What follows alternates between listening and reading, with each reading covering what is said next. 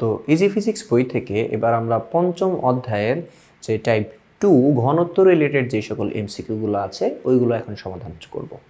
তো এইখানে হচ্ছে একটু খেয়াল করি, প্রথমত হচ্ছে যে কোয়েশ্চেনটা হচ্ছে দেওয়া আছে সেটা হচ্ছে আমাকে বলছে যে ঘনত্বের একক কি। তো ঘনত্বের একক আমরা সবাই জানি, সেটা হচ্ছে গিয়ে কেজি পার মিটার কিউব। তো আমাদের এইটার অ্যান্সার হচ্ছে গিয়ে ক। এরপর হচ্ছে গিয়ে ঘনত্বের মাত্রা কোনটি। তো একক থেকে হচ্ছে মাত্রা হচ্ছে বোঝা যায়, কেজি দিয়ে আমরা কি মাপি, ভর মাপি, ভরের ইংরেজি কি ম্যাস, ম্যাস থেকে এম নিছি। মিটার দিয়ে কি মাপি, মিটার দিয়েছে আমরা দৈর্ঘ্য মাপি, দৈর্ঘ্যের ইংরেজি হচ্ছে গিয়ে লেন্থ, তো এখান থেকে এল নিলাম। এরপরে পাওয়ার যেখানে যা ছিল তা বসা দিব, তাহলে হয়ে গেছে কি আমাদের মাত্রা। তো হচ্ছে ঘনত্বের মাত্রা কত আসবে, এম এল ইনভার্স 3। তো এইটা হচ্ছে গিয়ে আমাদের অ্যান্সার ঘ নাম্বারটা। এরপরে হচ্ছে গিয়ে আমাদের পরের যে কোয়েশ্চেন 14 নাম্বার, এটাকে আর উপরে নিয়ে আসি। হ্যাঁ, তো এইখানে হচ্ছে কি আমাদের কাছে জিজ্ঞেস করা হয়েছে যে লোহার ঘনত্ব কত, লোহার ঘনত্ব হচ্ছে কি কত। তো লোহার ঘনত্ব হচ্ছে কি 7800 কেজি পার মিটার কিউব, যেটা গ্রাম পার সিসিতে 7.8 গ্রাম পার সিসি। এরপর হচ্ছে নিচের কোনটার ঘনত্ব হচ্ছে বেশি, বাতাস, পানি, লোহা এবং স্বর্ণ বা সোনা।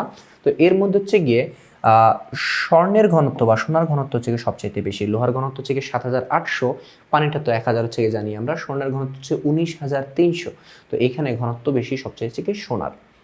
এরপর হচ্ছে গিয়ে 16 নম্বর চেক কোয়েশ্চেন, যেটা আমাদেরকে এখানে হচ্ছে কি জিজ্ঞেস করছে যে 0.5 মিটার কিউব আয়তনের একটি বস্তুর ভর 10 কেজি হলে বস্তুটির ঘনত্ব হচ্ছে কত হবে।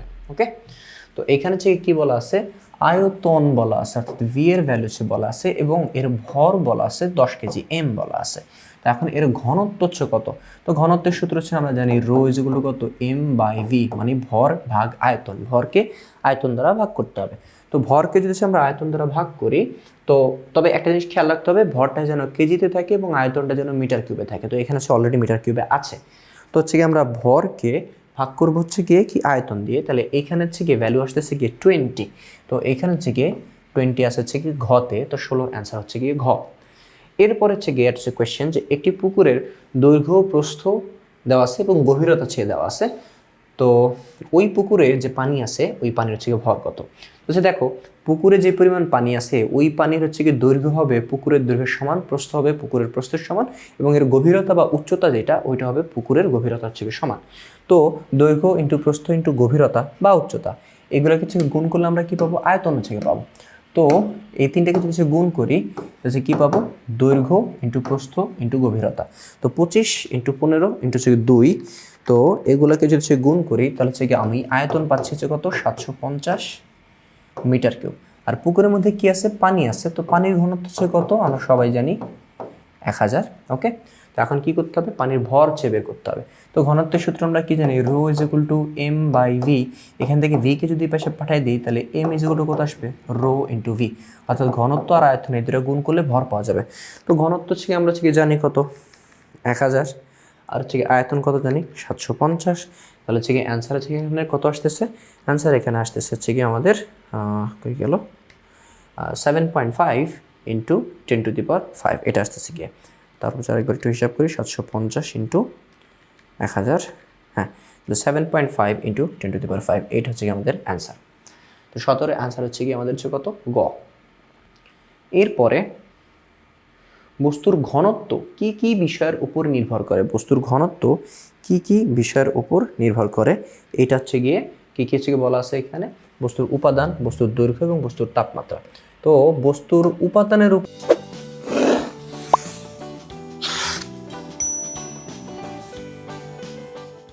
তো অবশ্যই ঘনত্ব হচ্ছে গিয়ে ডিপেন্ডেন্সি করবেই। এক এক বস্তুর এক এক উপাদানের বস্তুর ঘনত্ব কিন্তু এক এক রকম।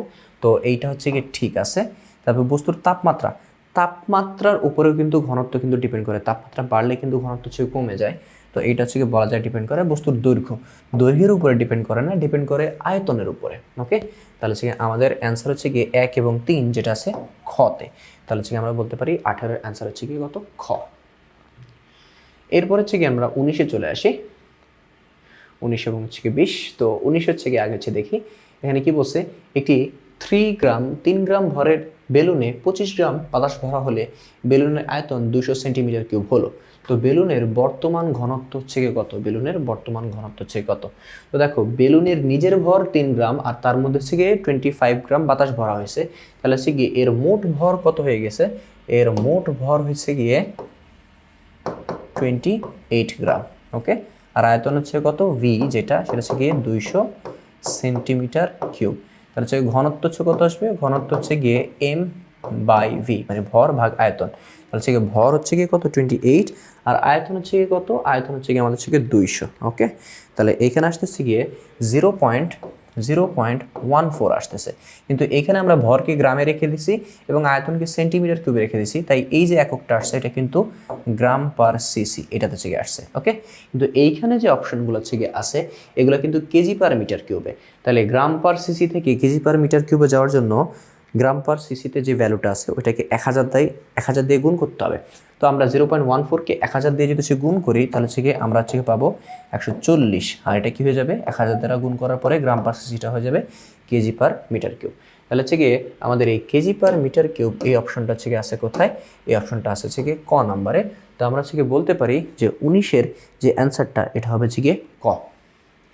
এরপর হচ্ছে গিয়ে 20 নাম্বার হচ্ছে গিয়ে আমাদের আরেকটা উদ্দীপক দেওয়া আছে। এখানে কি বলছে, একটি অসম বস্তুর আয়তন 3 সেন্টিমিটার কিউব এবং ভর হচ্ছে গিয়ে 10.3 গ্রাম, তাহলে ওই বস্তুর ঘনত্ব হচ্ছে কত। আচ্ছা, এখন ঘনত্বের যে ব্যাপারটা এটা হচ্ছে গিয়ে আমাদের গ্রাম পার সেন্টিমিটার কিউবে দেওয়া আছে, কেজি পার মিটার কিউবে দেওয়া আছে, সো দুইভাবে চেক করতে হবে। তো আমরা ঘনত্ব কীভাবে বের করতে পারি, ভর ভাগ আয়তন। তাহলে ভর হচ্ছে কি 10.3 ভাগ আয়তন হচ্ছে কত 3, তাহলে এইখানে হচ্ছে কি আসতেছে কি 3.43 গ্রাম আর সেন্টিমিটার কিউবে রাখছি, তাহলে হচ্ছে গ্রাম পার সেন্টিমিটার কিউব, অর্থাৎ এইটা ঠিক আছে। ওকে, তো এখন গ্রাম পার সেন্টিমিটার কিউবের সাথে যদি আমি 1000 গুণ করি, 1000 মানে কি 10⁻3, ঠিক আছে, এটাকে যদি গুণ করি তাহলে কি আসবে, এটা কেজি পার মিটার কিউবে আসবে, তার মানে এইটাও আমার ঠিক আছে। আর 30.9 কেজি পার মিটার কিউব এটা তো ঠিক নাই, কারণ আমাদের হিসাব অনুযায়ী এই রেজাল্টটা হচ্ছে গিয়ে আসে না। তাহলে হচ্ছে গিয়ে সঠিক অ্যান্সার হচ্ছে গিয়ে 1 এবং 3, যেটা হচ্ছে কোথায়, যেটা হচ্ছে আমাদের খ নম্বর হচ্ছে দেওয়া আছে এই যে এখানে। ওকে, তাহলে হচ্ছে গিয়ে আমাদের 20-এর অ্যান্সার হচ্ছে গিয়ে খ, বাকিগুলো দেখার প্রয়োজনও নাই। তো এতটুকু হচ্ছে কি বুঝলে, এখন হচ্ছে কি লাস্ট যে কোয়েশ্চেন এই টাইপের সেটার দিকে একটু তাকাই। তো আমাদের এখান থেকে লাস্ট কোয়েশ্চেনটা হচ্ছে কি বলছে, যে কোন পদার্থ বৃদ্ধির কারণে বাতাসের ঘনত্ব হচ্ছে কমে যায়। তো বাতাসের ঘনত্ব কমে যায়, বাতাসের যদি জলীয় বাষ্প বাড়ে, বাতাসের জলীয় বাষ্প হচ্ছে কি বাড়লে বাতাসটা হালকা হয়ে যায়, মানে বাতাসের ভর কমে যায়। বাতাসের ভর কমে গেলে কি হয়, বাতাসের হচ্ছে কি ঘনত্বটা হচ্ছে কমে যায়। তো এই ছিল হচ্ছে কি আমাদের ঘনত্ব রিলেটেড যে সকল এমসিকিউ।